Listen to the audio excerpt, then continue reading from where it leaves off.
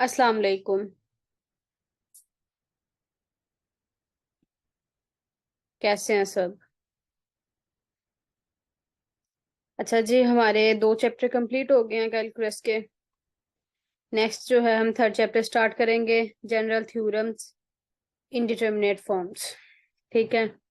कुछ थ्योरम है, mean value theorem, extended mean value theorem, Lagrange mean value theorem, उनको हम स्टडी करेंगे। उसके बाद जो है वो इनडिटरमिनेट फॉर्म्स जो हैं उनको स्टडी करेंगे। ठीक है। In this chapter we shall consider some theorems which are of fundamental importance in calculus. These theorems will be helpful in studying the behaviors of various functions. बहुत से फंक्शंस को study करने के लिए हमारे पास ये थ्योरम यूज होते हैं और इन्होंने कहा है फंडामेंटल थ्योरम्स हैं। आई मीन वो बेसिक हैं, बुनियाद है कैलकुलस की। सबसे पहले उन्होंने दे दिया रोल्स थ्योरम।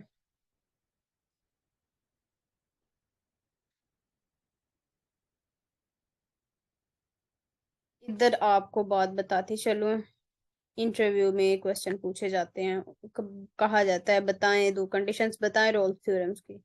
क्या है रोल थ्योरम, क्यों यूज करते हैं, उसका ज्योमेट्रिकल मीनिंग क्या है। ठीक है।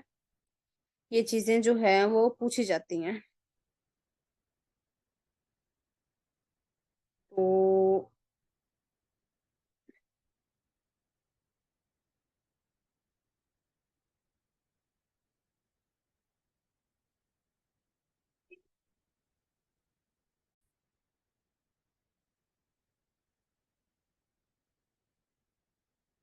सबसे पहले हमारे पास गिवन है रोल्स थ्योरम। ठीक है। तो इंटरव्यू में जो है वो डायरेक्ट पूछा जाता है रोल थ्योरम की कंडीशन बताएं कोई भी। थ्योरम क्या है, पहले थ्योरम की स्टेटमेंट पढ़ते हैं। Rolle's theorem, let a function f be continuous on the closed interval, closed interval पे कंटिन्यूअस हो, ओपन इंटरवल पे डिफरेंशिएबल हो। आप ये देख लें, उन्होंने कह दिया ओपन इंटरवल पे। हालांकि हमने पढ़ा है कि क्लोज्ड इंटरवल पे भी डिफरेंशिएबल हो सकता है। उसकी जो है वो थोड़ी टफ कंडीशन है कि right hand derivative left hand derivative check करेंगे। तो हमने जो है हमने वो बात ही खत्म कर दी कि हम राइट और लेफ्ट हैंड डेरिवेटिव चेक करेंगे। क्लोज्ड इंटरवल पे क्या है, कंटिन्यूअस है। ओपन इंटरवल पे डिफरेंशिएबल है। अगर ऐसा है तो एफ फंक्शनल वैल्यू जो दोनों एंड पॉइंट्स पे है ए बी, और वो बी बराबर है। ठीक है। ए बी हमारे पास एंड पॉइंट्स ही है ना, एंड पॉइंट पे फंक्शनल वैल्यू अगर बराबर हो then there exist at least one point c belong to, इस इंटरवल में से एक पॉइंट बिलोंग करेगा जिसका डेरिवेटिव जो है वो क्या आएगा, हमारे पास जीरो आएगा। ये हमारे पास रोल थ्योरम की जो है वो स्टेटमेंट है। अब जो मैं वर्ड्स वो एक्चुअली मैं ये अपने नोट्स खोलने गई थी तो इसीलिए थोड़ा सा मैंने बीच में माइक ऑफ कर दिया था। तो जो मैंने अपनी बुक पे लिखा था मैं वो आपको बताने लगी हूँ, ये आप नोट कर सकते हैं। रोल्स थ्योरम जो है वो स्पेशल केस है मीन वैल्यू थ्योरम का। Rolle theorem is a special case of mean value theorem used to show that the function has a critical point in the interval. ठीक है। तीन कंडीशंस हैं role theorem की, अगर तीनों satisfy करते हैं तो हम कहते हैं कि रोल थ्योरम हमें बताता है कि किसी फंक्शन में क्रिटिकल पॉइंट इस इंटरवल में लाई कर रहा है कोई या नहीं लाई कर रहा। ठीक है। इसको वर्ड्स में भी अगर मैं आपको बताती हूँ, Rolle's theorem states that if a differentiable function attain equal values at two distinct points, यही चीज है ना, इक्वल वैल्यूज ही है। ये वाली जो थर्ड कंडीशन है अगर आप लोग देखें, ये देखें f of a is equal to f of b. तो उन्होंने कहा है if a differentiable function attain two equal values at two distinct points then it must have at least one fixed point। तो इसके अंदर एक फिक्स्ड पॉइंट होगा, वो पॉइंट है हमारे पास सी। समवेयर बिटवीन देम, इस इंटरवल के अंदर कहीं ना कहीं C belong to A B, where the first derivative is zero, जहां पे जो फर्स्ट डेरिवेटिव है वो जीरो होगा। और आपको पता है फर्स्ट डेरिवेटिव जहां जीरो होता है वो फंक्शन का क्रिटिकल पॉइंट होता है। ठीक है। रोल थ्योरम की एज इट इज आप कंडीशंस याद कर लें, ये तीनों की कंटिन्यूअस हो, क्लोज्ड इंटरवल पे डिफरेंशिएबल हो, ओपन इंटरवल पे, और उसकी फंक्शनल वैल्यू बराबर हो एंड पॉइंट्स पे। उसके बाद अगर आप ये उधर इंटरव्यू में इधर ऐसे बताने बैठ गए ना कि there exist a point c, one point c belong to A b such that f dash of c is equal to zero, तो ये वहां आपसे किसी ने नहीं सुनना। ठीक है ना। वहां आपको वर्ड्स में ही बताना होगा। जैसे मैं आपको बता रही हूँ कि रोल थ्योरम है, हमारे पास अगर 3 कंडीशन सेटिस्फाई करती हैं तो हम कहते हैं कि उस ओपन इंटरवल में कोई एक ऐसा पॉइंट हमें मिल जाएगा जो उस फंक्शन का क्रिटिकल पॉइंट होगा। ठीक है। मुझसे पूछा जाए, अगर मतलब पूछा जाता है कि रोल थ्योरम बताएं, तो मैं बताती हूँ आपको अपना आंसर। मैंने यही कहना था कि एक फंक्शन लेके क्लोज इंटरवल पे अगर कंटिन्यूअस है, डिफरेंशिएबल है, ओपन इंटरवल पे उसकी फंक्शनल वैल्यू बराबर है, तो हम कहते हैं कि उस फंक्शन में, उस इंटरवल में हमें कहीं ना कहीं फंक्शन का जो है वो क्रिटिकल पॉइंट मिल जाएगा। ये इसका सिंपलेस्ट आंसर है। उसके बाद जो मैंने अपनी लिखा है, मैंने आपको वो भी बता दिया। Rolle theorem states that if a differentiable function attain equal values at two distinct points, then it must have at least one fixed point somewhere between them where the first derivative is zero. ये इसकी total explanation है। इसके अलावा हमें role theorem का और कुछ नहीं करना। ठीक है, बस इसको अच्छे से समझ लेना है कि रोल थ्योरम जो है वो हमें क्या देता है। ये सारा इसका प्रूफ गिवन है।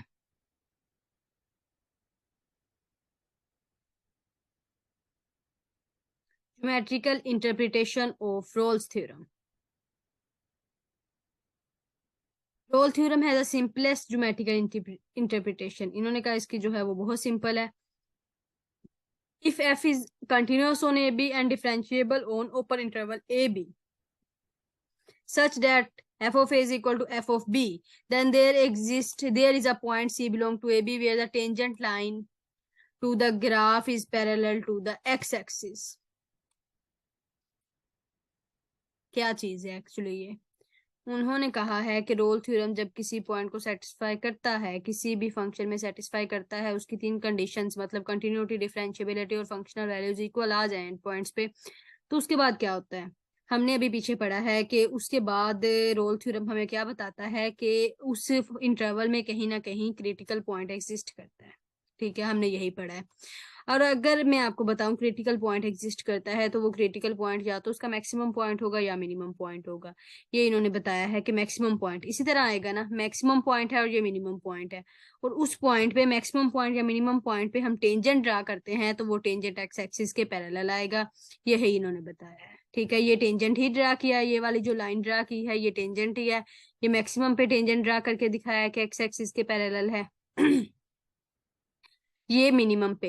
अब आगे उन्होंने कहा है there may be more than one point on the graph where the tangent line are parallel to the x axis. उन्होंने कहा एक से ज्यादा, जाहिर बात है किसी भी फंक्शन के एक से ज्यादा क्रिटिकल पॉइंट्स हो सकते हैं, लेकिन जब हम रोल थ्योरम यूज करेंगे तो हम कहते हैं, आप ये वर्ड इधर नोट करें।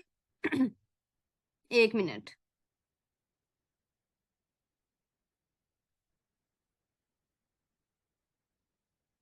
इधर नोट कर लें आप वर्ड। इधर इन्होंने लिखा है एट लीस्ट वन पॉइंट, कम से कम एक पॉइंट तो हमें मिल जाएगा ना, एक की तो हम शॉर्ट ही देते हैं। उससे ज्यादा जितने मर्जी हो, 2 3 4 5 जितने मर्जी पॉइंट एग्जिस्ट करें, लेकिन रोल्स थ्योरम जो है वो कम से कम हमें एक पॉइंट की शॉर्ट ही देता है कि एक पॉइंट ऐसा मिल जाएगा जहां पे उसका फर्स्ट डेरिवेटिव जो है हमारे पास 0 आ जाएगा। ठीक है, ये है इसकी geometrical interpretation.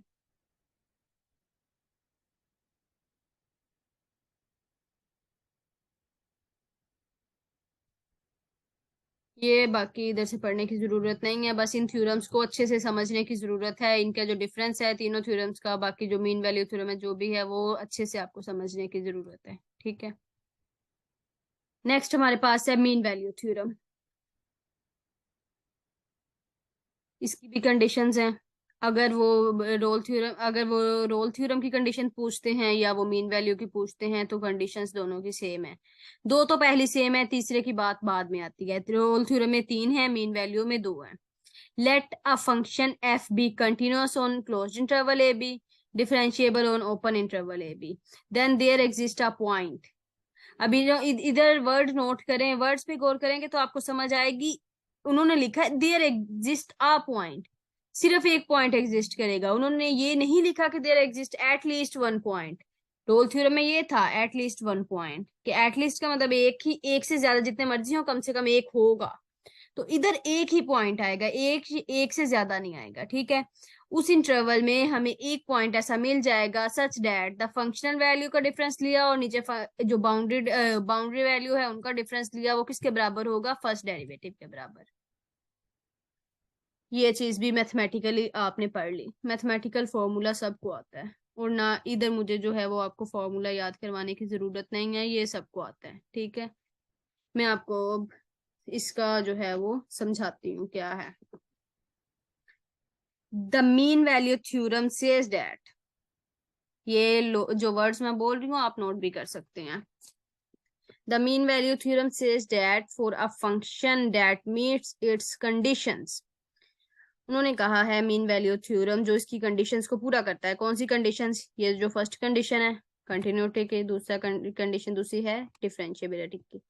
That meets its conditions at some point, किसी भी पॉइंट पे अगर वो जो उसकी कंडीशन है किसी इंटरवल पे जो है वो पूरी उतरती हैं, तो हम कहते हैं कि उसके अंदर एक पॉइंट हमें ऐसा मिल जाएगा सी उस इंटरवल में the tangent line has the same slope as the secant line between the ends।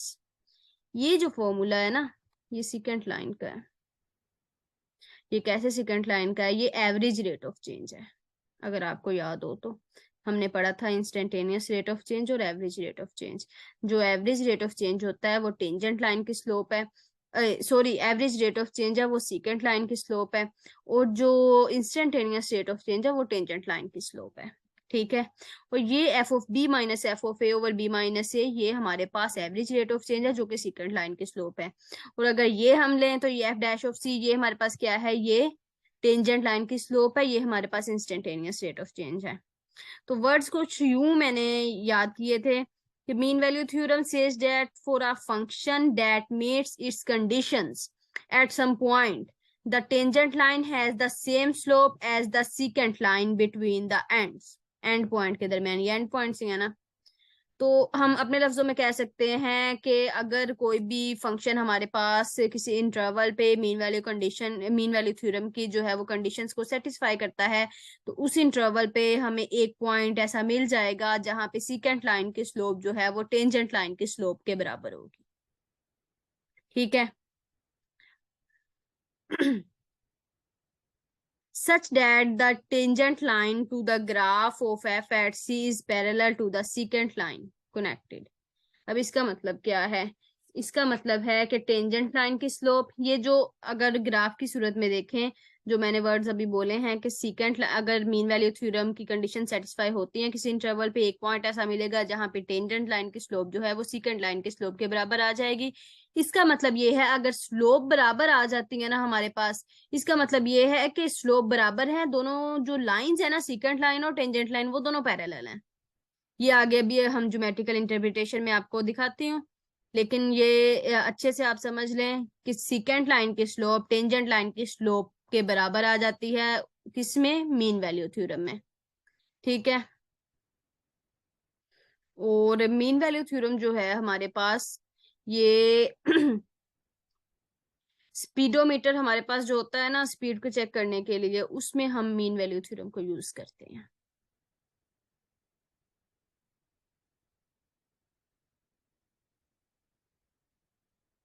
ये देखें, ये है हमारे पास ग्राफ।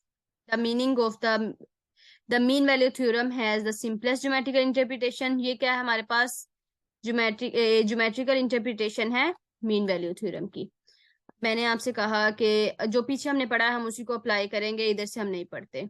सीकेंट लाइन, ये देखें, ये दो पॉइंट पे टच करेगा ए एंड बी, ये हमारे पास क्या हो गई? Secant line. ये हमने बना ली पूरी सीकेंट लाइन हमारे पास जो है। और अब हमने क्या किया? ये हमारे पास सी पॉइंट है, तो सी पॉइंट पे सीकेंट लाइन भी हमने ड्रा की, सी पॉइंट पे हमने ये टेंजेंट लाइन ड्रा की। आप देख लें दोनों जो है वो क्या है? पैरेलल है। इसका मतलब पैरेलल है, इसका मतलब दोनों की स्लोप बराबर है। तो सी पॉइंट ऐसा है जहां पे दोनों की स्लोप बराबर है, जो मीन वैल्यू थ्योरम को सेटिस्फाई कर रहा है, ठीक है। इधर से आपको जो है वो पढ़ने की जरूरत नहीं है।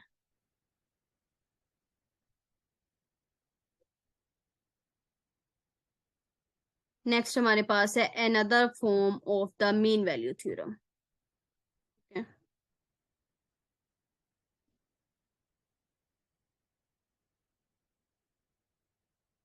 इसमें हमारे पास क्या है? If the interval is taken as पहले तो हमने इंटरवल ए से बी लिया, कोई बड़ा इंटरवल जैसे 2 से 3, 3 से 4 हम इंटरवल ले लेते हैं। अब एच जो है वो स्मॉलेस्ट नंबर आ गया, मतलब छोटा सा इंटरवल लिया इंस्टेड ऑफ ए बी के अलावा, या कोई भी नंबर एच आ सकता है, जरूरी नहीं है, इन्होंने लिखा नहीं है कि वो स्मॉलेस्ट नंबर होगा, ठीक है। Then the mean value theorem, तब क्या है, बी की जगह ए प्लस एच आ गया, क्योंकि बी की जगह हमने ए प्लस एच ही लिखा है, तो सारी चीजें जो हैं वो ए प्लस एच की सूरत में हमने फाइंड कर ली, इसमें कोई और चीज नहीं है, ठीक है। कहीं कहीं उन्होंने कहा जहां पे हमारे पास एज गिवन हो तो ये वाली फॉर्म हमारे पास यूज हो जाती है। बाकी कंसेप्ट वही है मीन वैल्यू थ्योरम का जो मैंने आपको बता दिया है, कि सीकेंट लाइन की स्लोप टेंजेंट लाइन की स्लोप के बराबर आ जाती है। एक्चुअली ये इतना सिंपल काम नहीं है जितना मैंने आपको सिंपल बता दिया, क्योंकि जब मैंने किया था मुझे इन थ्योरम की वाकई नहीं समझ आ रही थी बिल्कुल भी। मैंने पता नहीं कितना सर्च करके कितनी वीडियोस देख के ये अपने कंसेप्ट सारे क्लियर किए थे। ये उन्होंने कहा है मीन वैल्यू थ्योरम अप्लाई करें, बताएं होल्ड करता है या नहीं करता। लेकिन आप देखें कि मोड एक्स गिवन है, ठीक है ना, एब्सोल्यूट वैल्यू ऑफ एक्स है, तो हमें पता है कि ये ओरिजिन पे डिफरेंशिएबल नहीं है।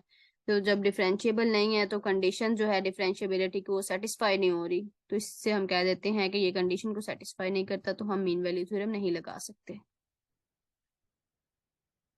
यहाँ तक किसी को कोई क्वेश्चन है तो वो पूछ सकता है।